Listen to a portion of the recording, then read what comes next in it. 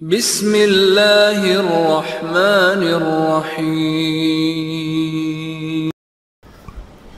برادران اسلام، دینی اور ملی بھائیوں، نوجوان دوستوں، احباب اور بزرگوں، قابل احترام ماں اور بہنوں، عزیز بچوں، اللہ تعالیٰ کے فضل و کرم سے، اس کی توفیق سے علمی و دعوتی خیانت اور فکر و تحریر پہ اس کے اثرات، اس عنوان سے جو سلسلہ یہاں پچھلے دنوں سے چل رہا ہے، اس سلسلے کی اللہ کی توفیق سے بہت ساری باتیں ہمارے اور آپ کے سامنے آ چکی ہیں۔ علامہ بکر بن عبداللہ ابو زید رحمۃ اللہ علیہ نے اپنی اس چھوٹی سی لیکن بہت ہی زیادہ اہم اور اصولی کتاب میں، رسالے میں قیمتی باتیں بیان فرمائی ہیں۔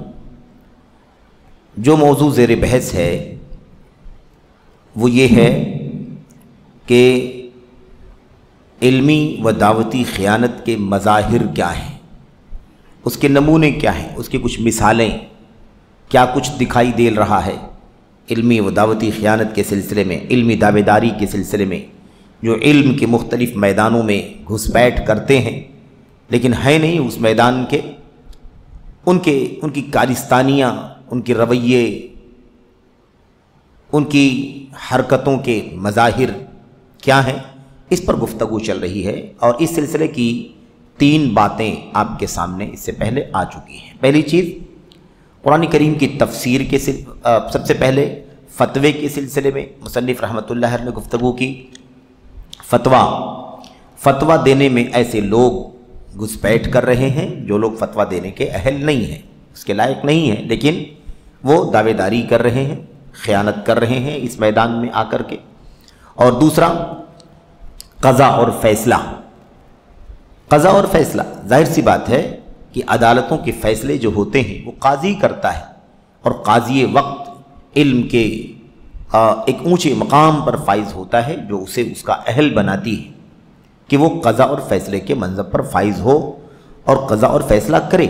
لیکن اس میں بھی بہت سارے نااہل لوگ گھس بیٹھ کرتے ہیں، اور قضا کے اندر، فیصلے کے اندر بھی بہت ساری چیزیں ایسی سننے کو، دیکھنے کو مل رہی ہیں جو واقعی علمی خیانت سے تعلق رکھتی ہیں۔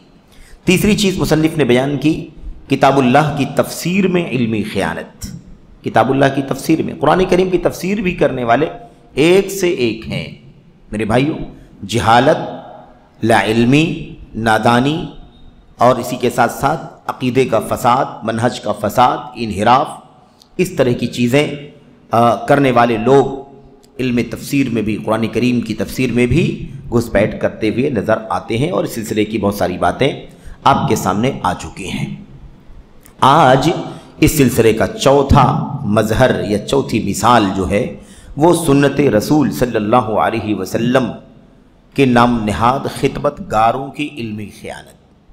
چوتھا مظہر کیا ہے؟ سنت رسول علی صاحبہا الصلاۃ والسلام۔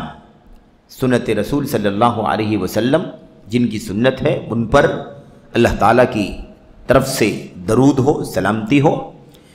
تو سنت رسول کے نام نہاد خدمت گار، یعنی حقیقت میں وہ سنت کی خدمت کرنے والے نہیں ہیں، لیکن اپنے آپ کو سنت کا خادم ظاہر کرتے ہیں، خود خدمت گار ثابت کرتے ہیں۔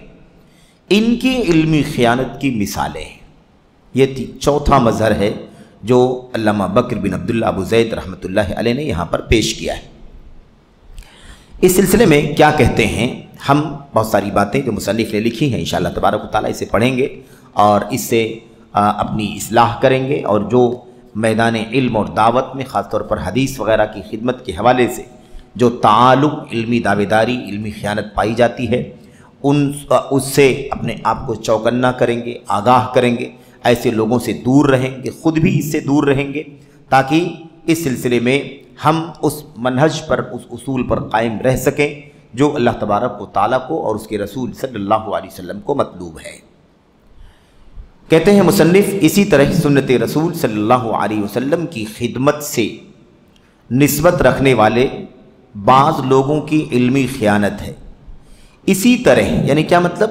جیسے فتوے میں خیانت کر رہے ہیں، جیسے قضا اور فیصلے میں خیانت کرنے والے ہیں، جیسے اللہ کی کتاب کی تفسیر میں علمی خیانت کرنے والے لوگ ہیں، اسی طرح سے سنت رسول میں بھی علمی خیانت کرنے والے بہت سارے لوگوں کے واقعات ہمارے سامنے ہیں۔ کہتے ہیں اس کی کئی قسمیں ہیں، چند قسمیں حسب ذیل ہیں۔ کئی قسمیں ہیں کس کی؟ حدیث رسول میں تعالم کی، سنت رسول میں علمی دعوے داریوں کی کئی شکلیں ہیں، کئی قسمیں ہیں۔ نمبر 1، پہلی چیز کہتے ہیں لمبا چوڑا دعویٰ۔ یہ پہلی چیز ہے، بڑے لمبے لمبے دعوے، حدیث اور حدیث کی علوم اور ایسے ہی اس کے فنون، اس کے گوشے، اس کے جو میادین ہیں، مجالات ہیں، ان تمام چیزوں کے بارے میں لمبی چوڑے دعوے کرنے والے، فلاں محدث ہے، فلاں محدث ہے، وہ ماہر حدیث ہے، وہ ماہر علم رجال ہے، وہ فلاں ہے، وہ فلاں ہے، وہ فلاں ہے، اس طرح کے لمبے چوڑے دعوے۔ تو کہتے ہیں سب سے پہلی چیز ہے لمبا چوڑا دعویٰ۔ لوگوں نے اس کے لیے ہر مشکل و آسان جتن کیا ہے، یعنی لمبا چوڑا دعویٰ پیش کرنے کے لیے ہر طرح کی کوشش کی ہے، چاہے وہ آسان کوشش ہو یا بڑی کوشش ہو، مشکل کوشش ہو، ہر مشکل اور آسان کا جتن کیا ہے، یعنی ہر طرح کی کوشش لوگوں نے کی ہے، کس کی؟ لمبے چوڑے دعوے کے لیے۔ کہتے ہیں اس میں بڑی عجیب و غریب چیزیں پیش کی ہیں، بڑی عجیب و غریب چیزیں، دعوے داریاں، لمبا چوڑا دعویٰ، اندر کیا ہے؟ کھوکھلا، لیکن دعویٰ لمبا چوڑا، عجیب و غریب چیزیں پیش کی۔ کچھ ایسے لوگ بھی آگے بڑھ گئے ہیں، کچھ ایسے لوگ بھی سنت رسول کی خدمت کے نام پر آگے بڑھ گئے ہیں، جو نہ عربی زبان کا ایک حرف جانتے ہیں، نہ فقہ کی کسی فرع کا علم رکھتے ہیں۔ آپ کو سوشل میڈیا پر ایسے لوگ بھی آتے ہوئے دکھائی دیتے ہیں جن کو حدیث رسول کا عربی متن دیکھ کر پڑھنا بھی نہیں آتا ہے، کہ نہیں ایسا؟ کتنے ایسے لوگ ہیں جو حدیث رسول کا متن نہیں پڑھ سکتے، لیکن حدیث کی بات کرتے، اس کی تشریح کی بات کرتے ہیں، اس کے علم کی بات کرتے ہیں، اس کا دعویٰ لمبا چوڑا ہے ان کے پاس۔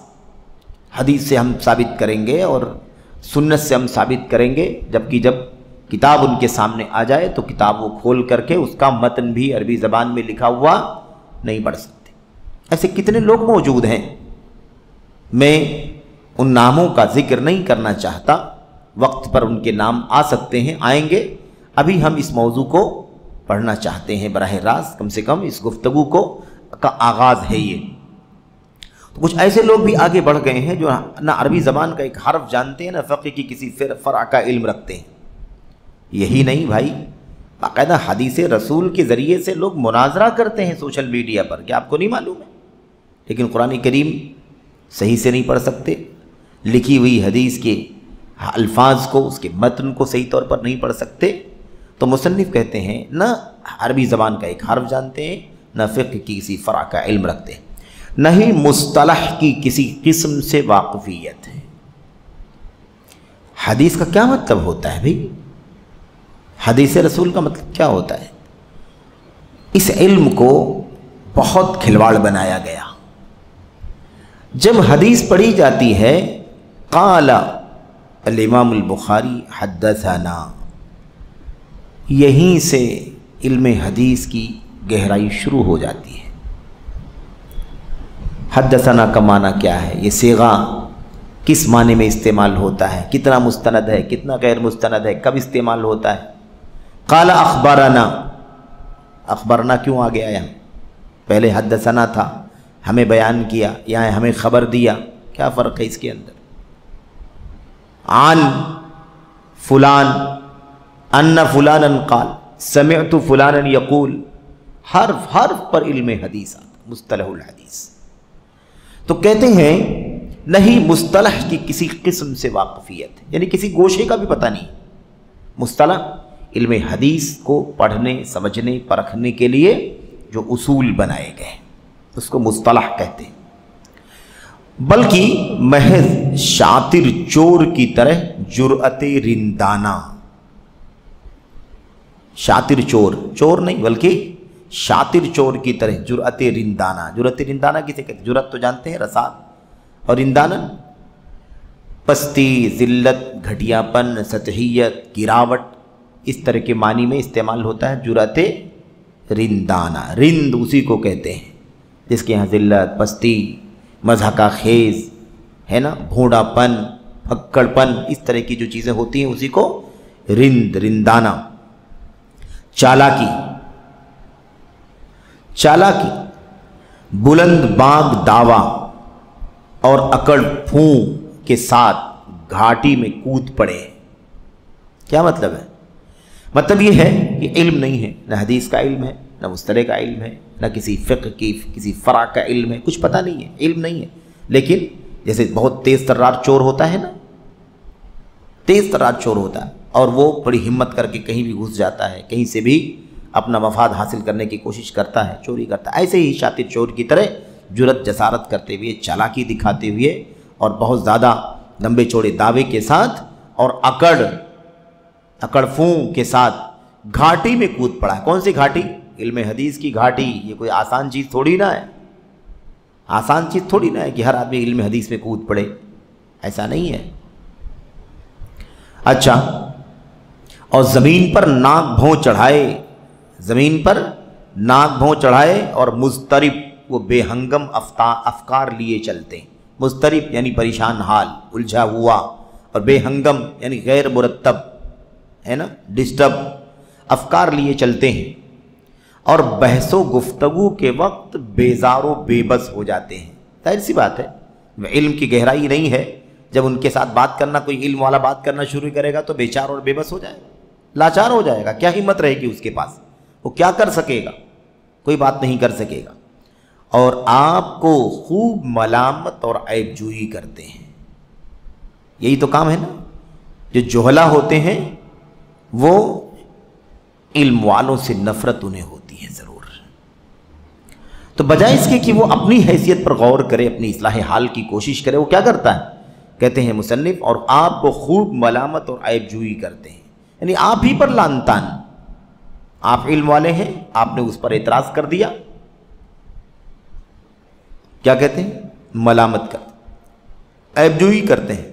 اور یہی نہیں، وہ خود تو عیب جوئی کرتے ہی ہیں، ملامت کرتے ہی ہیں، بہت سارے ان کے حواری مواری بھی ہوتے ہیں ان جاہلوں کے، وہ پورے طور پر بھکتی کا ثبوت دیتے ہوئے اہل علم پر نقد کی زبان استعمال کرتے ہیں، اوچھی زبان۔ ان کے لیے یہ سب سے بڑا مسئلہ ہے کہ آپ نے ان کے خلاف کیوں بولا، یہ تو بہت ہمارے عزیز ہیں، ہم تو ان کو بہت چاہتے ہیں، یہ تو بہت مشہور ہے، بڑا نام ہے، بڑا چرچا ہے، آپ نے ان کے خلاف کیسے بات کر دی؟ یہ سب سے بڑا ان کے لیے مسئلہ ہے۔ حدیث رسول، مصطلح الحدیث، اس کے فقہ، معانی، اس پر کتنا بھی حرف آئے کوئی پرواہ نہیں اس کی، پرواہ اس کی ہے کہ یہ ہمارے ہیں، ان کے خلاف آپ نے کیوں بول دیا؟ تو آپ کو ملامت کرتے ہیں، آپ کی عیب جوئی کرتے ہیں۔ کہتے ہیں چنانچہ انہوں نے روایت میں بے علم و بصیرت اٹکل کیا۔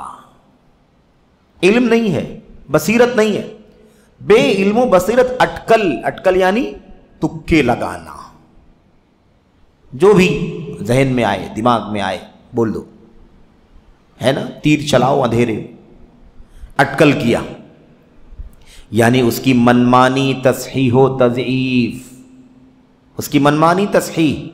حدیث رسول ہے، نہ علم ہے، نہ بصیرت ہے، نہ مصطلح، کچھ نہیں معلوم ہے، لیکن حدیث کو صحیح قرار دیتا ہے۔ حدیث کو کیا کہتا ہے؟ یہ حدیث صحیح ہے، یہ حدیث ضعیف ہے، جبکہ اس کو حدیث کے ابجد کا بھی پتہ نہیں ہے، حدیث کے الفابیٹ کا بھی پتہ نہیں ہے، لیکن وہ حدیث کو صحیح قرار دے رہا ہے، حدیث کو ضعیف قرار دے رہا ہے۔ تو کیا کرتا ہے؟ یعنی اس کی منمانی تصحیح و تضعیف، منمانی صحیح قرار دینا، منمانی ضعیف قرار دینا، یہ صحیح ہے، یہ ضعیف ہے۔ اور کیا ہے؟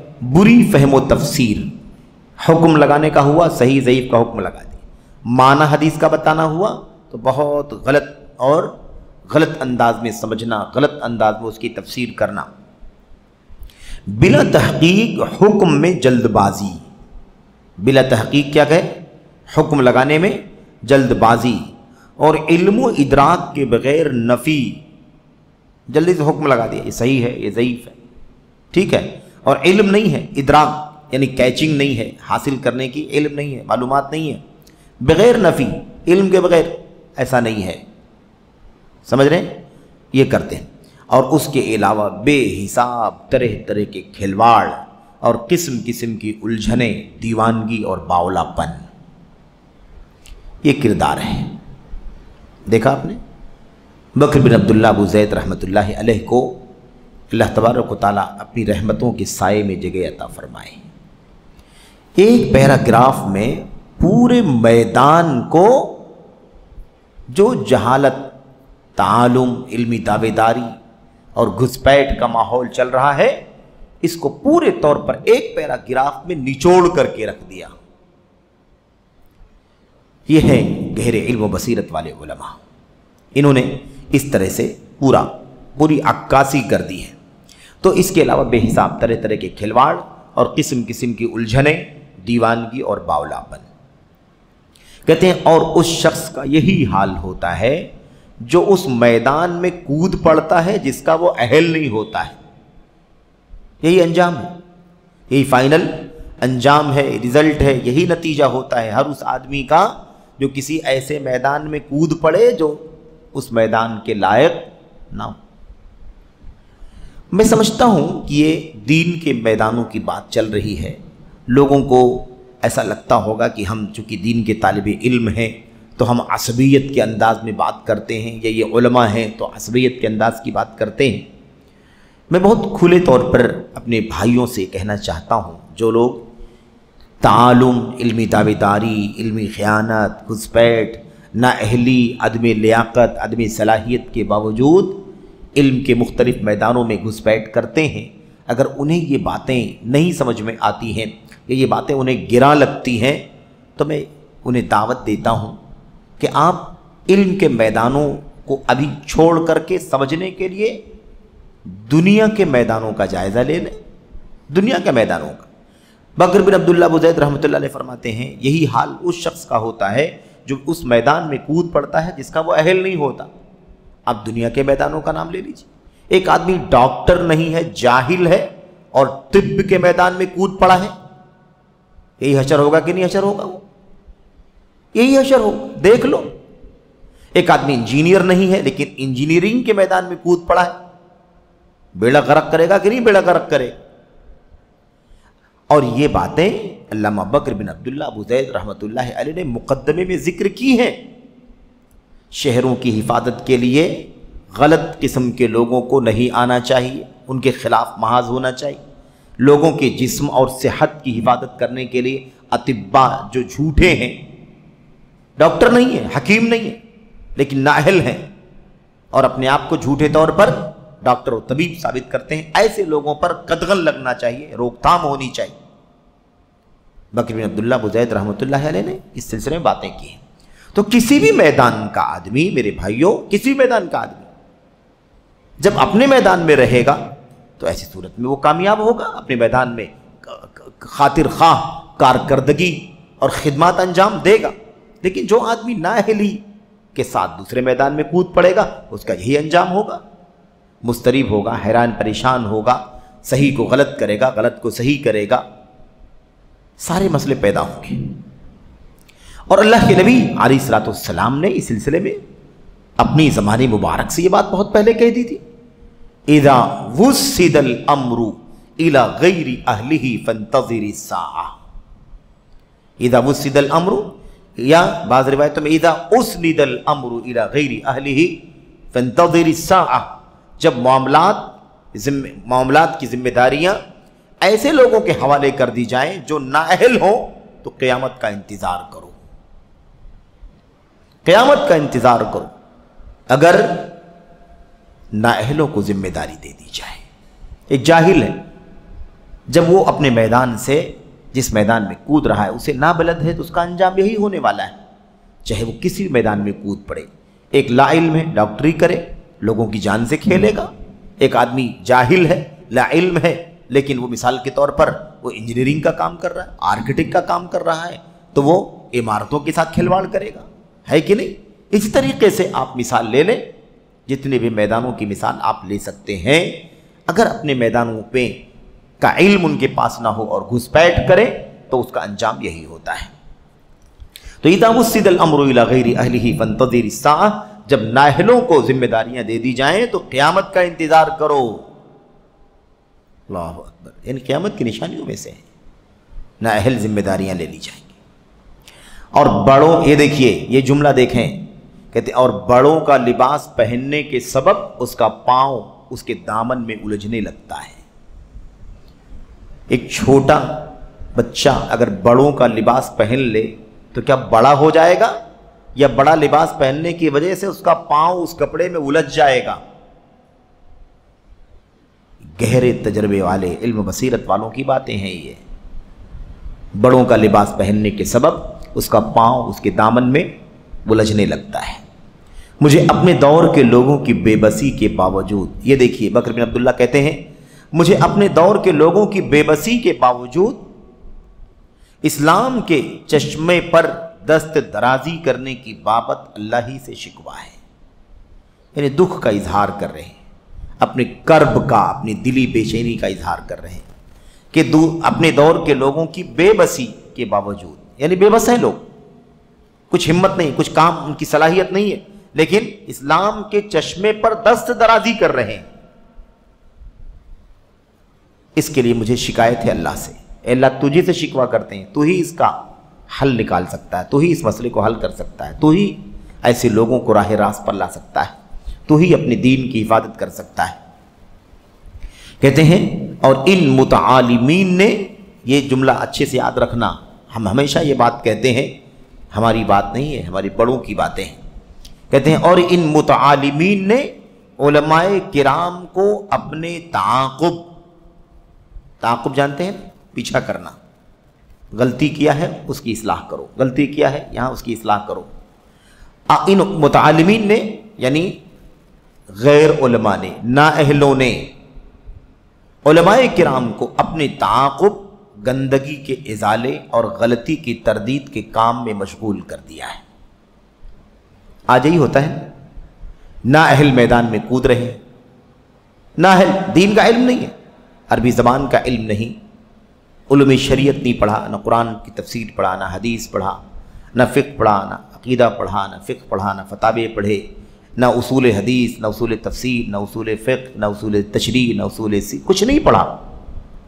ادھر ادھر کچھ تھوڑی بہت معلومات ہے نا، مہینہ دو مہینہ ادھر ادھر ہے نا، لوگوں سے ڈپلومے کے نام پر ہفتہ واری، 15 روزہ، ماہانہ، 2 ماہانہ، اس طرح کے کورسز کر لیے، اور اس کے بعد میدان علم میں، دعوت میں، تدریس میں، خطابت میں، فتاوے میں آ کر کے اپنے آپ کو پریزنٹ کرنے لگے۔ تو اب ایسے نااہلوں سے صبح شام غلطیاں ہوں گی، عقیدے کا بگاڑ لائیں گے، منہج کا بگاڑ لائیں گے، سنت کا بگاڑ لائیں گے، اصولوں کا فساد لائیں گے، مسائل کی گڑبڑیاں لائیں گے، اسٹینڈ اور موقف غلط پیش کریں گے، امت کو مس گائیڈ کریں گے، عوام کے جذبات سے کھیلیں گے۔ جب ان پر ہمارے علماء نقد کرتے ہیں، جب ان کی تردید کرتے ہیں، تو یہ اور ان کے پیچھے چلنے والے جو ان کے دیوانے ہوتے ہیں، بھکت ہوتے ہیں، ان کے حد درجہ چاہنے والے ہوتے ہیں، یہ اہل علم پر اعتراض کرتے ہیں اور یہ کہتے ہیں کہ آپ کیوں ان کے خلاف بات کرتے ہیں؟ ان کو جذبہ ہے دین کا کام کرنے کا، ڈاکٹر ہے تو کیا ہوا، انجینئر ہے تو کیا ہوا، وکیل ہے تو کیا ہوا، فلاں ہے فلاں ہے فلاں ہے تو کیا ہوا، ان کو دین کا جذبہ ہے، یہ دین کا کام کر رہے ہیں، انہیں کرنے دیں، غلطیاں ہوتی ہیں تو آپ ان کی اصلاح کریں۔ بکر بن عبداللہ ابو زید کہتے ہیں ان علماء، ان متعالمین نے، ان علمی خیانت کرنے والوں نے، ان برادرز نے، سسٹرز نے علماء کو اپنی غلطیوں کی صفائی کرنے میں مشغول کر دیا ہے۔ اس کا مطلب یہ ہے کہ جوہلا میدان میں کود کر کے آئیں، غلطیاں صبح شام کریں، اور علماء کرام اپنے کام علمی چھوڑ کر کے ان لوگوں کی غلطیاں صاف کریں۔ یہی ہوا کہ نہیں ہوا؟ ان علماء کا کام یہ نہیں ہے کہ ان جاہلوں کی صبح شام کی غلطیاں صاف کریں، ان علماء کا کام یہ نہیں ہے، بلکہ کام اصل میں یہ ہے کہ یہ جوہلا جو نااہل ہیں اپنی نااہلی کے ساتھ خبردار علم کے میدانوں پر قبضہ کرنے سے اپنے آپ کو بچائیں۔ نااہل ہو آپ نہ آئے اس میدان میں، آپ اہلیت پہلے حاصل کریں، علم حاصل کریں، علمی پختگی ہو جائے اور واقعی علماء کی فہرست میں آپ آنے کے قابل ہو جائیں تو یقیناً آپ آئی، استقبال ہے آپ کا، 100 استقبال۔ تو یہ کام نہیں ہے کہ غلطیاں صبح شام کریں یہ جوہلا متعالمین، علمی خیانت کرنے والے، اور علماء ان کی غلطیاں صاف کریں، بلکہ کام اصل میں یہ ہے کہ جو اہل ہے، جو لائق ہے وہی میدان میں آئے، جو نالائق ہے، جو نااہل ہے، جس کی صلاحیت نہیں، جس کے پاس ایبلٹی نہیں، قابلیت نہیں، اس کو چاہیے کہ وہ اپنے دائرے میں رہے، اپنے دائرے سے باہر نہ نکلے۔ یہ اصل کام ہے۔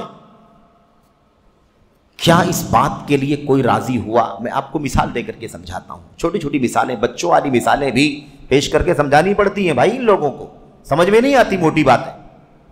بات سمجھانے کی یہ ہے، کیا آپ اس کام کے لیے، میڈیکل کے لیے راضی ہوں گے کہ ہر جاہل دواخانہ کھول کر کے بیٹھ جائے، ہر جاہل آپریشن کرنا شروع کر دے، ہر آدمی انجیکشن دینا شروع کر دے، اور اس کے بعد بڑے بڑے جو ڈاکٹرز ہیں، میڈیسینز کے، سرجری کے ماہرین ہیں، وہ آئیں ان جاہل ڈاکٹروں کی غلطیوں کی اصلاح کریں، اور یہ کہا جائے کہ نہیں، ان کو جذبہ ہے دوا دینے کا، ان کو جذبہ ہے انجیکشن دینے کا، ان کو شوق ہے آپریشن کرنے کا، تو کرنے دو، خدمت انجام دے رہے ہیں۔ اگر غلط کر رہے ہیں تو بڑے ڈاکٹر کس لیے ہیں؟ ان چھوٹے ڈاکٹروں کا اصلاح کریں، ان کی انجیکشن کیسے لگانا ہے آپ بتائیں، سرجری کیسے کرنی ہے آپ بتائیں، دوائیں کون سی دینی ہے آپ بتائیں، اب آئندہ صحیح کریں گے؟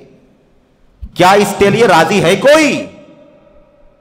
اس کے لیے راضی نہیں ہے آپ، اور دین جیسے مسئلے میں، عقیدے اور ایمان کے مسئلے میں آپ اس کو پذیرائی کرتے ہیں اس کی، کہ ان جوہلا کو میدان میں رہنے دو، ان کا جذبہ بہت اچھا ہے۔ علماء کا کام ہے کہ یہ جوہلا غلطی کریں تو علماء ان کی غلطیوں کو صاف کریں۔ عجیب حال ہے، آپ کے نزدیک دنیا کے میدانوں میں یہ فارمولہ نہیں ہے، اور دین اور عقیدے کے معاملے میں یہ فارمولہ سب سے زیادہ اونچا ہے۔ خرد کا نام جنوں رکھ دیا، جنوں کا خرد، جو آپ کا، جو چاہے آپ کا حسن کرشمہ ساز کرے۔ عجیب حال ہے، دنیا کے معاملے میں آپ راضی نہیں ہیں۔ کیا آپ راضی ہیں کہ ایک نااہل کو اپنے گھر کا نقشہ بنانے کے لیے کہہ دے؟ آرکیٹیکٹ کا جو مقام ہوتا ہے، جو پلان بناتا ہے، کہ آپ کسی جاہل کو اس کام کے لیے راضی ہوں گے؟ نہیں۔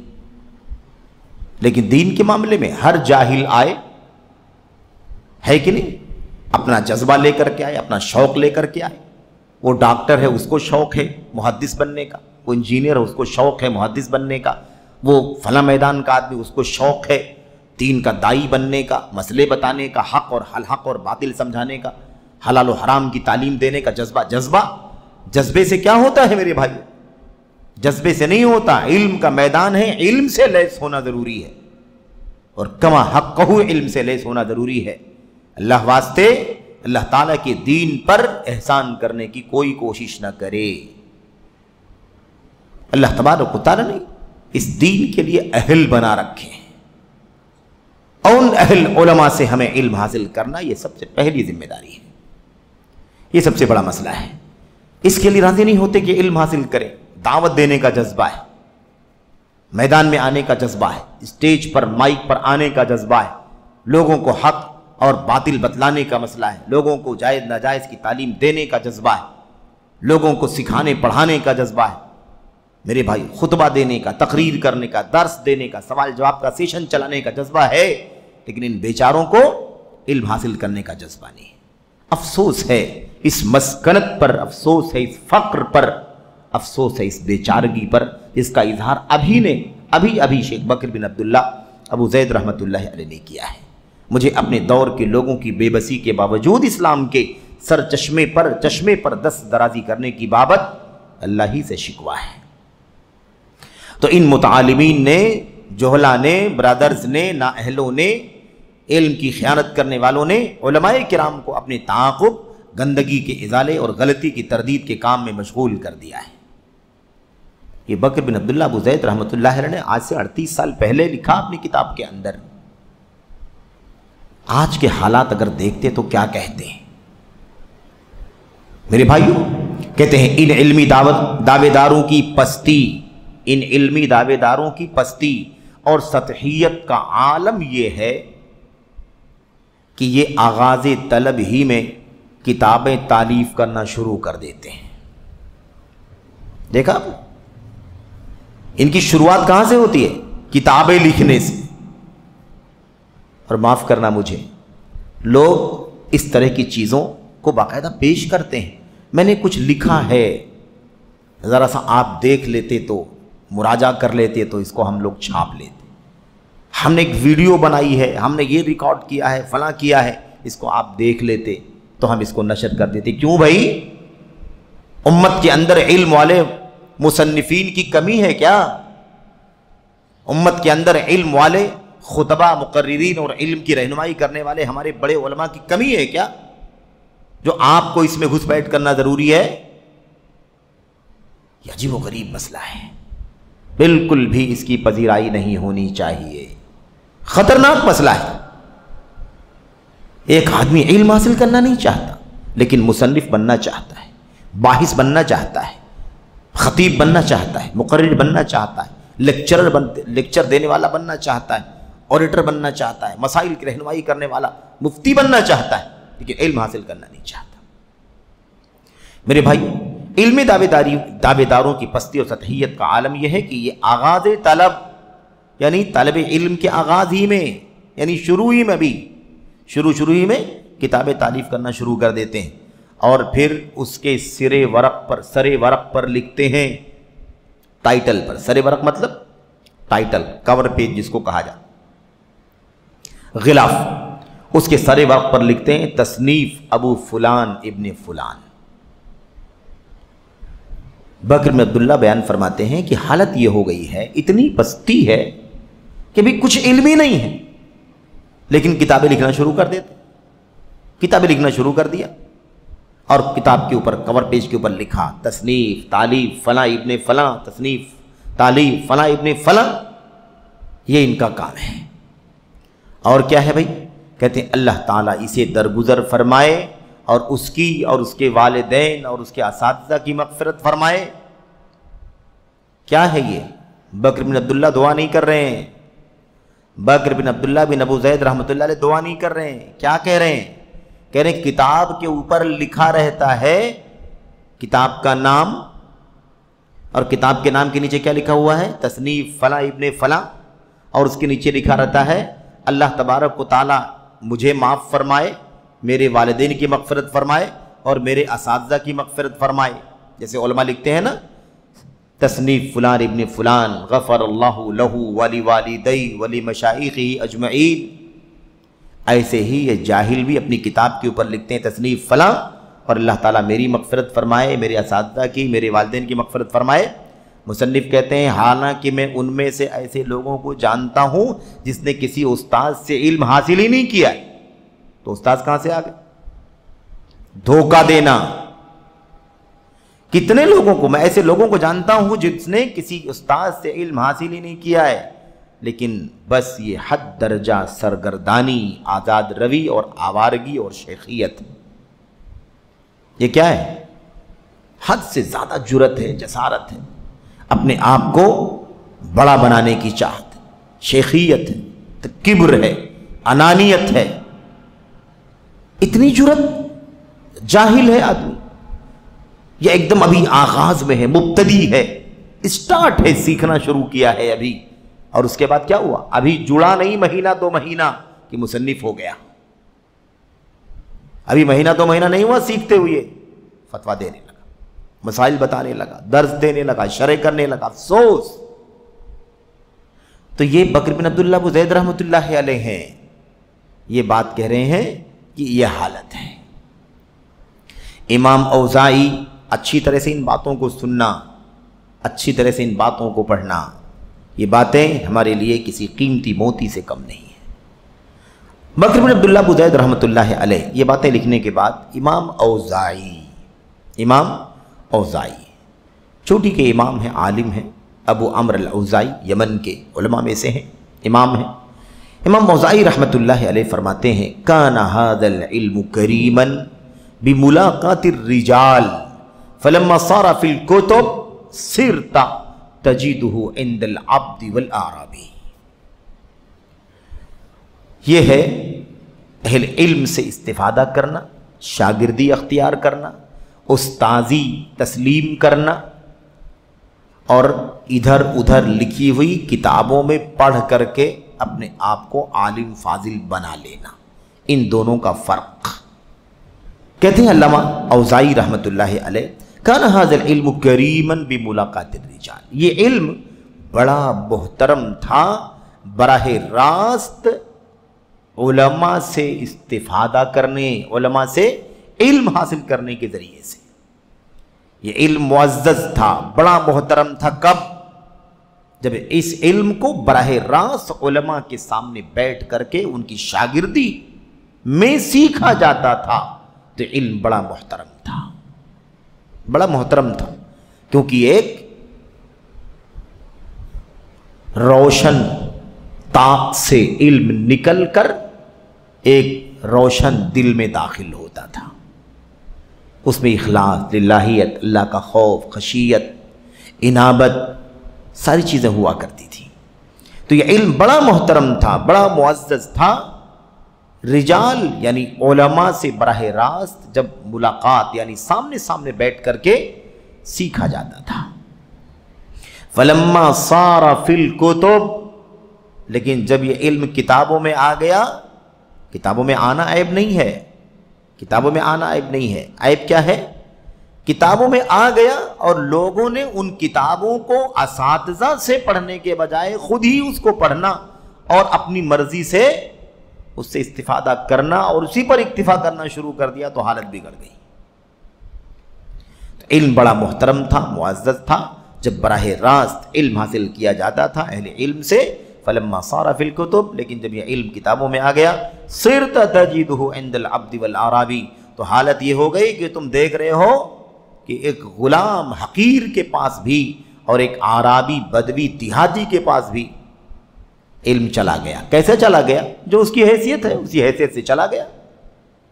یعنی کیا مطلب؟ ہر ایک دعویٰ کرنے لگا، ایک اعرابی بھی دعویٰ کرنے لگا، ایک غلام بھی دعویٰ کرنے لگا، جس نے نہ استاذ کا منہ دیکھا ہے، نہ استاد کی شاگردی حاصل کی ہے، بس یہاں پڑھا وہاں پڑھا، یہاں دیکھا وہاں دیکھا، اور بس اسی اعتبار سے وہ اپنے آپ کو علم والا ثابت کرنے لگا۔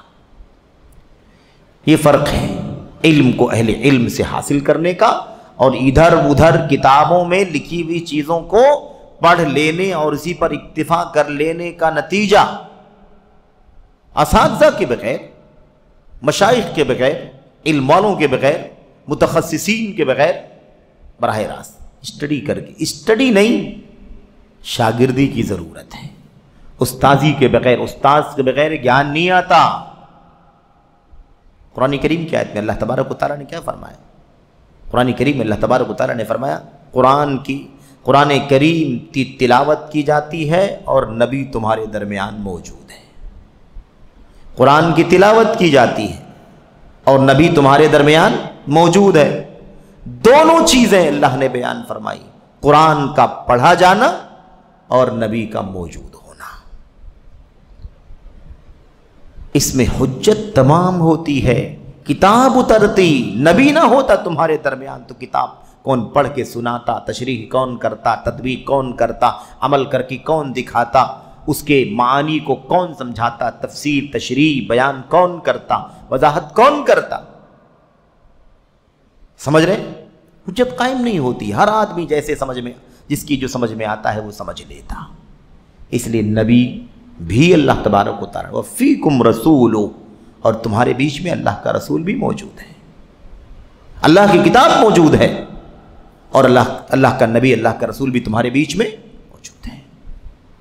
میرے بھائی، بہت بنیادی مسئلہ ہے یہ۔ تو کیا کہا؟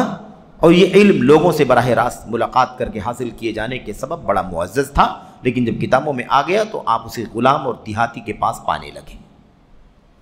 اور ان لوگوں کا بدترین تناقض یہ ہے کہ ان لوگوں کا، انہی نااہلوں کا، متعالمین کا، علمی دعوے داری کرنے والوں کا، علمی دعوتی خیانت کرنے والوں کا، ان لوگوں کا بدترین تناقض ایک دم ٹکراؤ، برے انداز کا ٹکراؤ، اپوزٹ، کہنا کچھ اور کرنا کچھ، یہ جو ٹکراؤ ہے، برے انداز کا ٹکراؤ، کہتے ہیں ان لوگوں کا بدترین تناقض ٹکراؤ یہ ہے، بیچ میں کہتے ہیں اور اللہ کا شکر ہے اس زمانے پر جس میں تناقض کا توشہ ختم ہو جائے.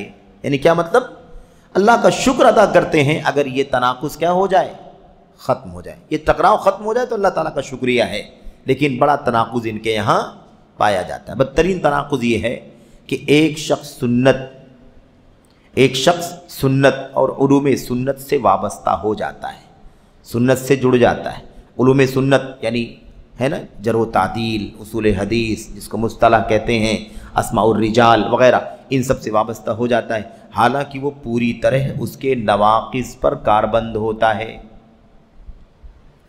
حدیث اور علوم حدیث سے جڑ جاتا ہے، سنت اور علوم سنت سے جڑ جاتا ہے، اور اس کی عملی اپنی زندگی اگر دیکھو، اپنی زندگی دیکھو تو کیا کہا؟ اس کے نواقض پر کاربند ہوتا ہے. یعنی سامنے سنت اور علوم سنت سے جڑا ہوا ہے، اور اس کی اپنی زندگی اور کردار اس کا دیکھو تو پورے طور پر اس علم کے خلاف، اس کے اپوزٹ چلتا ہے. ایسے بہت سارے لوگ ہیں، دیکھا کہ نہیں دیکھا؟ چہرہ آپ دیکھیں تو آپ کو کوئی عالم فاضل اور علم حدیث تفسیر کا علم رکھنے والا تو دور کی بات ہے، بظاہر دیکھنے میں مسلمان بھی نہیں لگتا ہو، لیکن باتیں کس کی کرتا ہے؟ حدیث کی، علم حدیث کی، تفسیر کی، فقہ کی، فتاوے کی، امت کو گائیڈ کرنے کی بات کرتا ہے. تو کیا کہتے ہیں؟ حدیث اور علم حدیث سے جڑ جاتا ہے اور عملی طور پر اس کے نواقض پر کاربند رہتا ہے، اس کو توڑنے والی چیزوں پر، اس کے خلاف چیزوں پر کاربند رہتا ہے. یعنی سمجھے مطلب؟ بکر بن عبداللہ ابو زید فرماتے ہیں یعنی عقیدے میں سلفیت کے بجائے خلفیت، سلفیت کی راہ پر نہیں ہے، نئے نئے فتنے، بدعات، انحرافات، اہوا اور ایسے ہی حزبیت، فرقواریت اس پر قائم رہتا ہے. تو سلف عقیدے میں سلف کی عقیدے کے بجائے کس پر رہتا ہے؟ سلف کے عقیدے کے بعد جو نئے نئے عقیدے بن گئے بدعتیوں کے ہاں، اس پر قائم رہتا ہے. مسلکی عصبیت پر جو راستہ پکڑ لیا ہے اسی راستے کے لیے تعصب. حق نہیں چاہیے اسے اپنے مسلک کے لیے، اپنی راہ کے لیے تعصب. مسلکی تعصب کا مطلب، مسلکی عصبیت کا مطلب صرف آپ یہ حنفیت، شافعیت، مالکیت، حنبلیت نہ سمجھیں. مسلکی عصبیت یعنی جس راستے پر وہ چل رہا ہے، جس راستے پر وہ چل رہا ہے اسی راستے کے لیے تعصب کرتا ہے کہ میرا جو راستہ یہی راستہ صحیح ہے، چاہے وہ اخوانیت کا راستہ ہو، چاہے وہ رافضیت کا راستہ ہو، خارجیت کا راستہ ہو، انکار سنت کا راستہ ہو، صوفیت کا راستہ ہو، کوئی بھی راستہ، جس راستے پر وہ چلتا ہے اسی راستے کے لیے وہ تعصب کرتا ہے. جیسا کہ اللہ نے فرمایا کل حزب بما لدیہم فریحون، ہر پارٹی جس راستے پر چلتی ہے اسی میں مست ہے، اسی میں مگن ہے، خوش وہی ہے. اور کیا ہے بھائی؟ مسلکی عصبیت ہو گیا. سلفیوں کے لیے دشمنی کھڑی کرنا، یہ تو سب سے بڑا کام ہے. سلفیت دشمنی تو سب سے بڑا کام ہے. یہ ظاہر سی بات ہے، جب سلفیت کے عقیدے پر ہی نہیں ہے، وہ خلف کے عقیدے پر ہے، تو سلفیت دشمنی تو اس کی مٹی میں، یعنی اس کے اصل راستے میں ہے، وہ اصل اس کے مشن کا حصہ ہے سلفیت کی مخالفت. تو کہتے ہیں سلفیت کے لیے دشمنی کھڑی کرنا اور سلفیت کے خلاف نہ ختم ہونے والی جنگ چھیڑ دینا وغیرہ. اب بھائی سنت اور علوم سنت سے جڑا ہے اور کردار یہ ہے، عقیدے میں سلف کا عقیدہ نہیں، بعد والوں کا عقیدہ ہے کہ نہیں؟ اور کیا ہے اس کے علاوہ؟ فرقہ واریت کا تعصب، فرقہ بندی کا تعصب، اور سلفیوں کے لیے دشمنی کھڑی کرنا. ایسے ہی سلفیت کے خلاف پورا محاذ قائم کرنا، جنگ لڑنا، کیسے سلفیت کی جڑیں کھوکھلی کر دی جائیں، سلفیت کا خاتمہ کر دیا جائے. ایسے بھی بہت سارے بدعتیوں کی طرف سے آئے دن یہ بات سننے کو ملتی ہے کہ سلفیت کو پنپنے نہیں دیں گے. آپ نے وہ بھی سنا ہوگا، پارلیمنٹ میں جا کر کے لوگ سلفیت کے خلاف محاذ آرائی کرتے ہیں. معلوم ہے کہ نہیں معلوم ہے؟ بڑے بڑے منچوں سے بھی یہ دعویٰ کرنے والے دعویٰ کرتے ہی رہتے ہیں، بولتے ہی رہتے ہیں، اپنی بھڑاس نکالتے رہتے ہیں کہ سلفیت وہ کوکھ ہے جہاں سے دہشت گردی پیدا ہوتی ہے. तो दहशत गर्दी पैदा होने वाली कोख जो है ना, पैदा करने वाली कोख, उस कोख को ही बाँच बना देना जरूरी है। आपको मालूम है कि नहीं मालूम?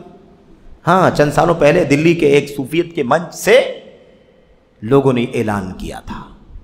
और ये कौन लोग थे? अफसोस ये है, ये वो लोग हैं जो सबसे ज़्यादा इत्तेहाद की बात करते हैं।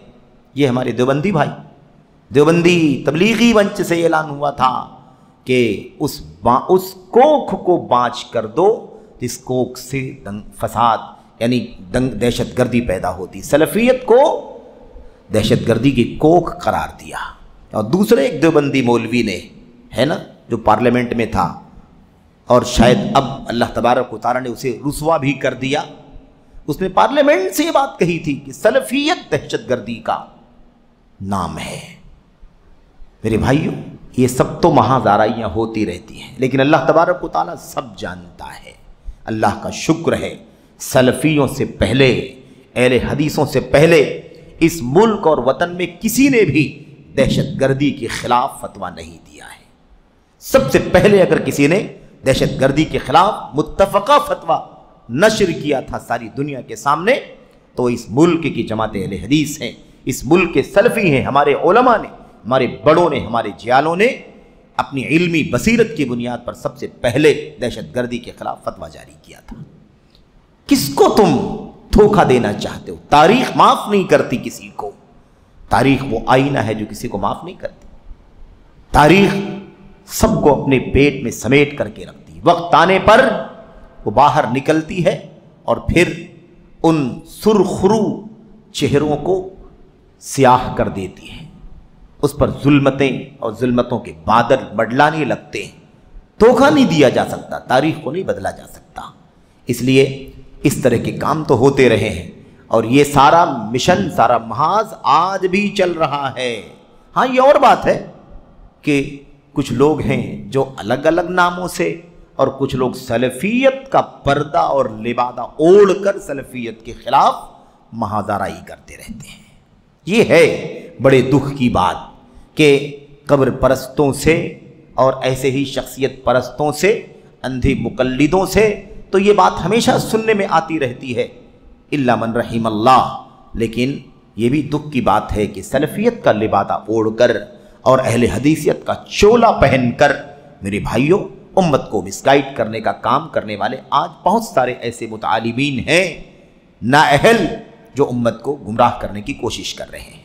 तो नाम सुन्नत और अहले सुन्नत, नाम यानी क्या मतलब? वाबस्तगी सुन्नत से और उलूम सुन्नत से, और किरदार टोटली पूरे तौर पर उसके खिलाफ। सलफियत दुश्मनी, खलफियत, बिदात, नफ्स परस्ती, हवा, दुनिया दाराना सोच, इस पर कायम रहते हैं। सबके साथ तालमेल बनाने की बात करते हैं, रवादारी की बात करते हैं। रवादारी के नाम पर सारी बिदआत को अपने दामन में जगह देना, रवादारी, वसतियत और एतदाल का नाम देना शुरू कर देते हैं। ये भी एक दुख की बात है। क्या कहा? सलफियों के लिए दुश्मनी खड़ी करना और सलफियत के खिलाफ ना खत्म होने वाली जंग छेड़ देना वगैरह। क्या है? इसी तरह उनकी रंग बिरंगी कुन्नियतें जो गुलामों और सूफियों की कुन्नियतें हैं, ये ऐसी जिल्लत तो पस्ती हैं जिनसे खुददार तबीयतें घिन महसूस करती हैं। क्या मतलब?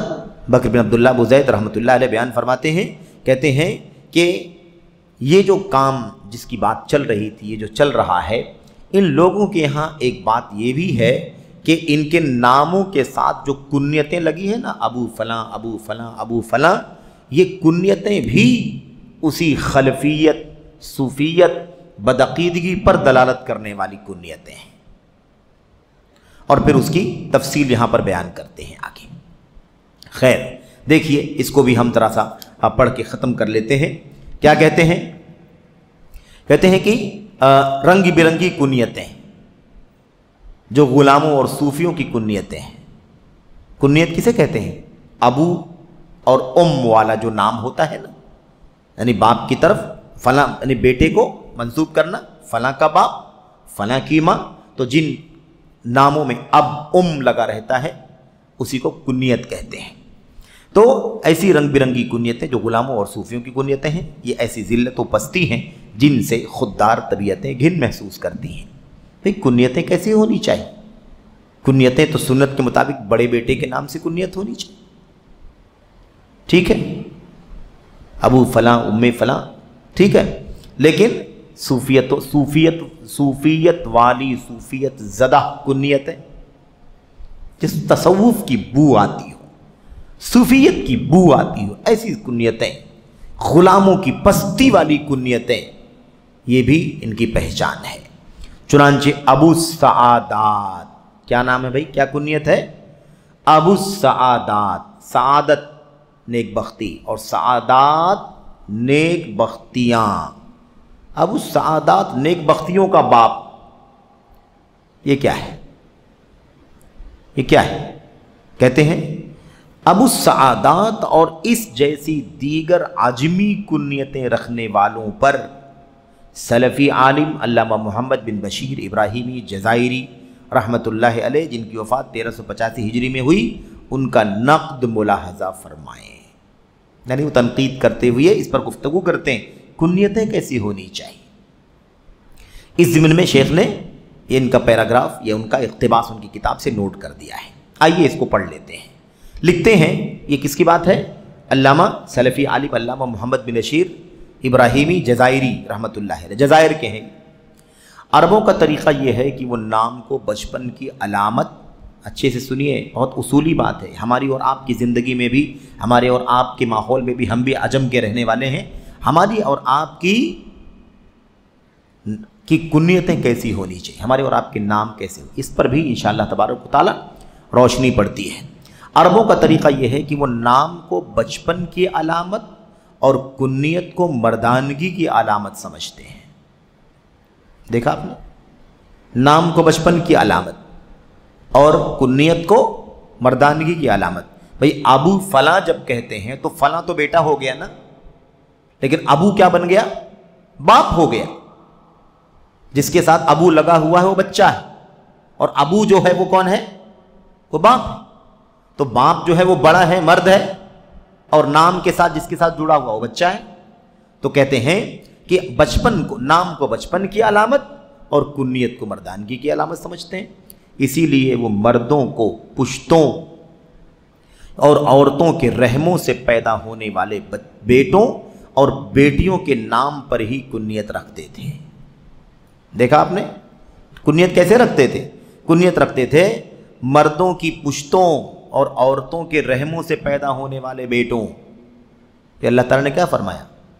यख़रुजु मिन बैनि सुल्बि वत्तराइब, यख़रुजु मिन बैनि सुल्बि वत्तराइब, मनी कहाँ से निकलती है? बैन सुल्ब वत्तराइब, है कि नहीं? यानी मर्द की पुश्त से और खातून के रहम से। क्या फरमाया? इससे पैदा होने वाले बेटों और बेटियों के नाम पर ही कुन्नियत रखते हैं। यानी माना यह है कि कुन्नियत बेटे बेटी के नाम पर रखनी चाहिए।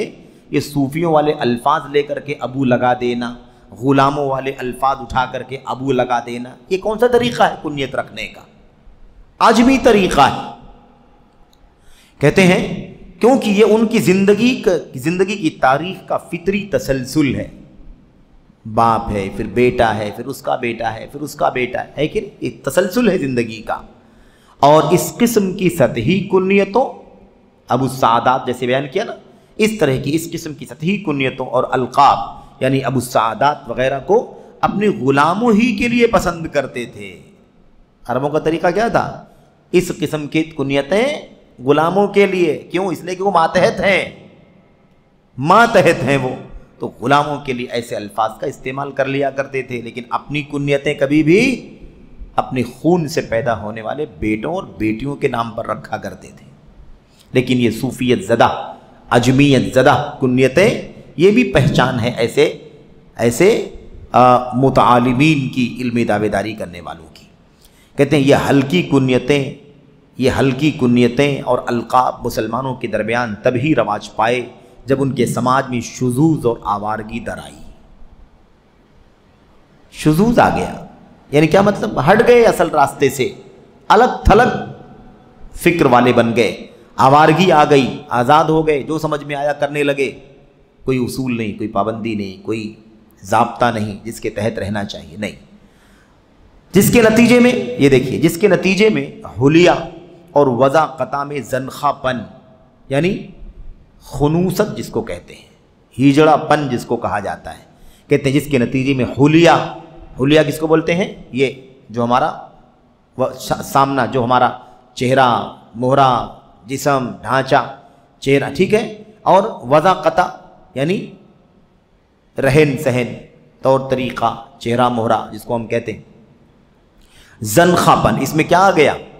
شکل و صورت میں کیا آ گیا؟ زنخہ پن، یعنی نسوانیت نہیں بلکہ تخنس جس کو ہم کہتے ہیں، ہیجڑا پن آ گیا۔ طبیعت اور مزاج میں نسوانیت، طبیعت اور مزاج میں کیا آ گیا؟ نسوانیت آ گئی، یعنی کیا مطلب؟ عورتوں والی سوچ آ گئی، عورتوں والا رہن سہن آ گیا۔ عزائم میں پستی، عزائم میں پستی یعنی بلند ہمت ہونی چاہیے تو پستی آ گئی اس کے اندر، اور دین میں نفاق پھیل گیا، دین میں نفاق پھیل گیا اسی نتیجے میں۔ اور جس دن سے مسلمانوں نے اپنے آپ کو فراموش کیا تو ان کارناموں کو ضائع کر دیا جن سے مرد حضرات عظمت و بڑائی سے ہمکنار ہوتے ہیں۔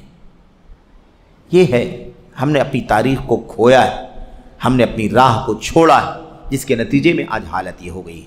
کہتے ہیں جس دن سے مسلمانوں نے اپنے آپ کو فراموش کر دیا، یعنی اپنے آپ کو بھلا دیا، تو ان کارناموں کو ضائع کر دیا جن سے مرد حضرات عظمت و بڑائی سے ہمکنار ہوتے ہیں، نیز ان گھٹیا اور بکواس ناموں کو اپنا لیا جن سے بچے دل لگی کرتے ہیں۔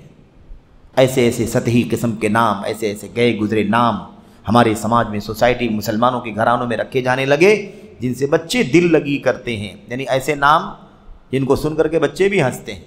یہ بھی کوئی نام ہے؟ کون سے بچے ہنسیں گے؟ جو عرب کے بچے ہوں گے، جو واقعی ہے نا اس مزاج، اس ماحول اور عجمیت سے نکلے ہوئے اور ہے نا بلندی کے معیار پر زندگی گزارنے والے بچے جو ہوں گے، وہ ایسے ناموں سے ہنسی کریں گے، دل لگی کریں گے۔ یہ کیسے نام ہے، یہ کیسے القاب ہے، یہ کیسی کنیت ہے؟ کہتے ہیں اور ان سے حقیقی عظمت و بلندی کھو گئی، مسلمانوں سے حقیقی عظمت اور بلندی کھو گئی، لہذا انہوں نے اسے نام، القاب اور کنیتوں میں تلاش کرنا شروع کر دیا۔ کیا کہہ رہے ہیں؟ بہت بڑی بات کہہ رہے ہیں شیخ بکر بن عبدالزید، کہتے ہیں اصل جو عظمت تھی وہ عظمت کھو گئی، اور اب اس عظمت کو کہاں تلاش کرتے ہیں؟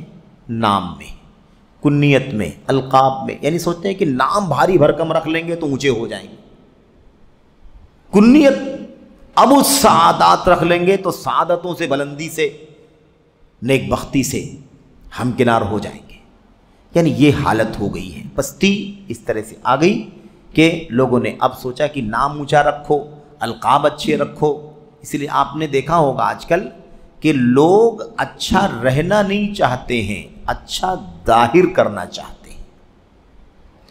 کہتے ایسا اگر آپ کریں گے تو اچھا نہیں دکھیں گے، اچھا نظر نہیں آئیں گے، تو لوگ اچھا بننا نہیں چاہتے، اچھا نظر آنا چاہتے ہے کہ نہیں؟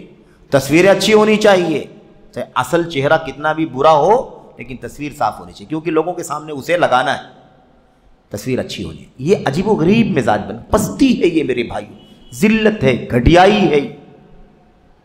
تو کہتے ہیں جب اصل عزت اور شان و شوکت مسلمانوں نے کھوئی تو اسے ناموں میں، القاب میں، کنیتوں میں تلاش کرنا شروع کر دیا کہ نام ایسا رکھو کہ اونچا دکھے، کنیت ایسی رکھو کہ بلندی لگے، القاب ایسے لگاؤ کہ لوگ سن کر کے سوچے کہ نہیں بہت بھاری بھرکم شخصیت ہوگی، بہت عظمت اور شان و شوکت والی ہستی ہوگی، اس طرح سے لوگوں نے سمجھ لیا۔ اب دیکھیے جب عربوں نے یہ الفاظ دیکھیں کیا کہتے ہیں، جب عربوں نے نام صخر، جندلہ، جب عربوں کے نام کیا تھے؟ صخر یعنی چٹان۔ صخر کے معنی کیا ہوتے ہیں؟ چٹان کے، چٹان، مضبوطی، صلابت، پختگی، عزم، ہمت، حوصلے کا پیغام دینے والا لفظ ہے کہ نہیں؟ حوصلے والا لفظ، مضبوطی کا پیغام دینے والا لفظ۔ کہتے ہیں جب عربوں کے نام صخر یعنی چٹان، جندلہ یعنی بھاری بھرکم پتھر تھے تو وہ ناقابل تسخیر چٹان اور بڑے پتھروں کی طرح ٹھوس تھے، ہے کہ نہیں؟ اور ان میں مرہ کڑوا کسیلا اور حنزلہ یعنی ایلوا نام والے تھے تو وہ اٹکنے والے اور زہر کی مانند تھے، اور جب ان میں قطادہ یعنی کانٹا اور اوسجا ایک آکڑے دار پودا نام والے لوگ تھے تو وہ کانٹے اور آکڑے تھے، یعنی نام سن کر کے ہیبت، نام سن کر کے ہیبت، مگر آج دیکھیں کہ وہ کیا ہیں، مگر آج دیکھیں کہ وہ کیا ہیں۔ نیز غور کریں کہ اسماء شخصیتوں میں کیسا اثر چھوڑتے ہیں۔ ناموں کا اثر شخصیتوں میں کتنا پڑتا ہے؟ نام کا اثر شخصیتوں میں کتنا پڑتا ہے؟ کہتے ہیں لفظ سیدی، میرے آقا سردار میں اس کا اثر تلاش کریں۔ اب یہ لفظ سیدی جو ہے نا، سیدی کا لفظ یعنی میرے سردار، میرے آقا، میرے مالک، میرے بڑے، یہ معنی ہوتا ہے سیدی کا، اس میں اس کا اثر تلاش کریں۔ نیز یہ کہ یہ لفظ ہمارے درمیان اس وقت رائج ہوا جب ہم نے سرداری ضائع کر دی اور ہمارے ہاتھوں سے قیادت و سیادت چلی گئی، ہے کہ نہیں؟ یہی حال تو ہوا، یہ الفاظ ہمارے درمیان اس وقت رائج ہوا، یہ لفظ جب کیا ہوا، ہم نے سرداری ضائع کر دی۔ تو سرداری ضائع کر دیں گے تو سید کہنے سردار ہو جائیں گے، سرداری ہوگی تو سرداری ہوگی نا، سید کا لفظ استعمال کرنے سے کوئی سردار نہیں ہوتا۔ اور ہمارے ہاتھوں سے قیادت و سیادت نکل گئی۔ اب ہاتھ سے قیادت نکل گئی، سرداری نکل گئی، ہم اونچے تھے نیچے ہو گئے، بلند تھے پست ہو گئے، تو اب سیدی نام رکھنا شروع کر دیں۔ تو سید کا نام رکھنے سے کیا کوئی بلند تھوڑی نہ ہو جائے؟ تو کہتے ہیں جب ہم نے سرداری ضائع کر دی، ہمارے ہاتھوں سے قیادت و سیادت نکل گئی، کہتے ہیں ورنہ آخر یہ لفظ مسلمانوں میں اس وقت رواج کیوں نہ پایا جب وہ حقیقی معنوں میں دنیا کے سردار تھے۔ بات سمجھ آ رہی کہ نہیں آ رہی ہے؟ جب دنیا کے سردار تھے تب سید کا لفظ نہیں آتا تھا، تب کسی نے نام نہیں رکھا، کیوں؟ اس لیے کہ تب کام سرداروں والا تھا، نام کی ضرورت نہیں تھی۔ سرداری چلی گئی تو اب سردار نام رکھ کر لوگ سردار بننا چاہتے، یہ ہے حالت ہماری۔ کہتے ہیں آخر یہ لفظ مسلمانوں میں اس وقت رواج کیوں نہ پایا، ورنہ آخر یہ لفظ مسلمانوں میں اس وقت رواج کیوں نہ پایا جب وہ حقیقی معنوں میں دنیا کے سردار تھے۔ اگر کوئی کہنے والا عمر رضی اللہ عنہ کے سامنے یہ لفظ استعمال کر دیتا تو عمر کے جذبات بھڑک اٹھتے اور فوراً جواب میں ان کا درہ اٹھ جاتا۔ کیا صوفیوں والی کنیت لگاتے ہو؟ کیا صوفیت والے نام، یعنی کیوں اس طرح کے غلاموں اور عجمیوں والے نام کیوں استعمال کرتے ہو؟ یہ کیا ہے سب؟ سمجھ رہے ہیں؟ اور آج اسی کو بنیاد بنا لیا گیا ہے۔ کسی کے نام کے ساتھ سید لگا ہوا ہے، سیدی لگا ہوا ہے تو ایسا لگتا ہے کہ اس سے اونچا کوئی نہیں ہے، جبکہ وہ اپنی ایمان، عقیدے، عمل، کردار میں بے انتہا پست ہے، حقیر ہے، اس کی کوئی قیمت نہیں ہے۔ تو یہ بات بہرحال میرے بھائیوں، میرے بزرگوں، یہاں پر مصنف رحمۃ اللہ علیہ ذکر کر رہے ہیں۔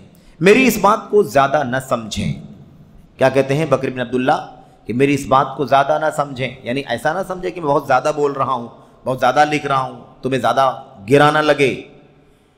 یہ کیونکہ یہ علامہ ابن فارس، علامہ ذہبی، علامہ سخاوی اور ان جیسے دیگر بڑے بڑے امامان سلف کے شکوے کا امتداد ہے۔ یعنی میں کوئی تھوڑی لکھ رہا ہوں، یہ میں تو آج لکھ رہا ہوں، لیکن یہ میں نہیں لکھ رہا ہوں کہ بہت زیادہ لکھ رہا ہوں، تم کو لگتا ہو کہ بہت لکھ رہے ہیں، بہت زیادہ بڑی بڑی بات یہاں پر بول گئے، ایسا نہیں ہے۔ یہ وہی بات میں کر رہا ہوں، وہی کام کر رہا ہوں، وہی لکھ رہا ہوں جو اس سے پہلے علامہ ابن فارس نے، علامہ ذہبی نے، علامہ سخاوی نے اور ان جیسے بڑے بڑے علماء نے اس سے پہلے لکھا ہے اور کہا ہے، اور یہ جو میں لکھ رہا ہوں اسی سلسلے کا امتداد ہے، یعنی وہی سلسلہ آگے بڑھ رہا ہے، کوئی نئی بات نہیں ہے۔ جن کے ہم رکاب ہونا ہمارے لیے کہاں ممکن ہے؟ یہ بڑے بڑے ائمہ ہیں جن کے ہم رکاب ہونا ہمارے لیے ممکن، یعنی ان کے قافلے میں ان کے مقام پر فائز ہونا، شامل ہونا ہمارے لیے ممکن نہیں ہے۔ کیا کہا تھا؟ لا تأتین بذکرنا مع ذکرہم لیس الصحیح اذا مشى کالمقادی۔ بہت عظیم الشان جملہ ہے، اور ہمارے بڑے بڑے علماء اس شعر کو اکثر و بیشتر اپنی مجلسوں میں اٹھتے بیٹھتے بولتے رہتے تھے۔ اٹھتے بیٹھتے یہ شعر پڑھتے رہتے تھے، کیا ہے؟ لا تأتین بذکرنا ما ذکرہم، ہمارا ذکر ان کے ساتھ نہ کیا کرو، ہمارا ذکر ان کے ساتھ نہ کیا کرو، یعنی جب بڑے بڑے ائمہ اور علماء کا نام جب تم لیتے ہو اسلاف کے، تو ان کے ساتھ میں ہمارا ذکر مت کیا کرو۔ کیوں؟ لیس الصحیح اذا مشى کالمقعدی، ایک صحت مند اور چلنے والا بچہ جیسا ہوتا ہے، ایک اپاہج اس کے جیسا کیسے ہو سکتا ہے؟ ہم تو اپاہج، ہماری کیا حیثیت؟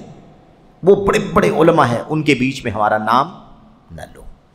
تو یہ کہنے کا مطلب ہے بکر بن عبداللہ ابو زید رحمۃ اللہ علیہ کا کہ یہ ہمارے اسلاف یہ بات کہا کرتے تھے، ہمارے اسلاف یہ بات کہا کرتے تھے کہ کہاں وہ عظمتیں اور کہاں آج کی پستیاں، کہاں وہ چوٹی کے ائمہ اور علماء اور کہاں آج کل کے جہلا اور متعلمین اور نااہل جو الگ الگ میدانوں پر فائز ہونے گھسپیٹ کرنے کی کوشش کرتے ہیں۔ کہتے ان کے ساتھ ہمارا ذکر نہ کیا کرو، کیونکہ صحت مند جب چلے تو اپاہج کی طرح نہیں ہوتا۔ کہاں نہ چلنے والا اپاہج اور کہاں صحت مند توانا چلنے پھرنے والا، دونوں برابر کیسے ہو سکتے ہیں؟ کہتے ہیں جب ہم اپنے اسلاف کے ہاں پائی جانے والی بلندیاں، اعلیٰ کارنامے، طلب علم کا سچا جذبہ اور جدید اور حد درجہ انہماک دیکھتے ہیں تو اپنے حالات پر اللہ سے مغفرت کا سوال کرتے ہیں۔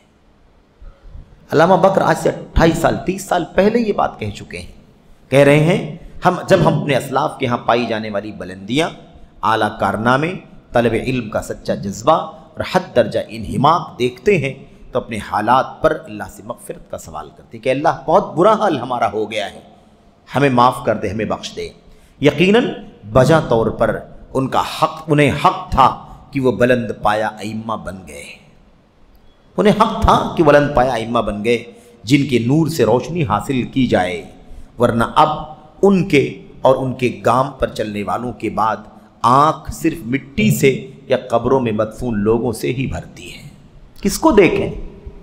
کس کو دیکھیں؟ وہ دفن ہو چکے ہیں جو پہاڑ جیسے تھے ہمارے اسلاف، مٹی کو دیکھیں، دفن ہونے والے لوگوں کو یاد کریں، اس کے سوا اور کچھ باقی نہیں بچا ہے۔ یہ بکر بن عبداللہ ابو زید کہتے ہیں۔ آج ہمیں ہمارے حالات کو دیکھتے تو کیا کہتے ہیں؟ ہمارے علماء جو آج دیکھ رہے ہیں ہمارے حالات کو کیا کہتے ہیں؟ تو صاف کہتے ہیں کہ ورنہ اب ان کے اور ان کے گام پر چلنے والوں کے بعد، یعنی ان اسلاف اور ان اسلاف کی راہ پر چلنے والوں کے بعد آنکھ صرف مٹی سے اور یا قبروں میں مدفون لوگوں ہی سے بھر سکتی ہے۔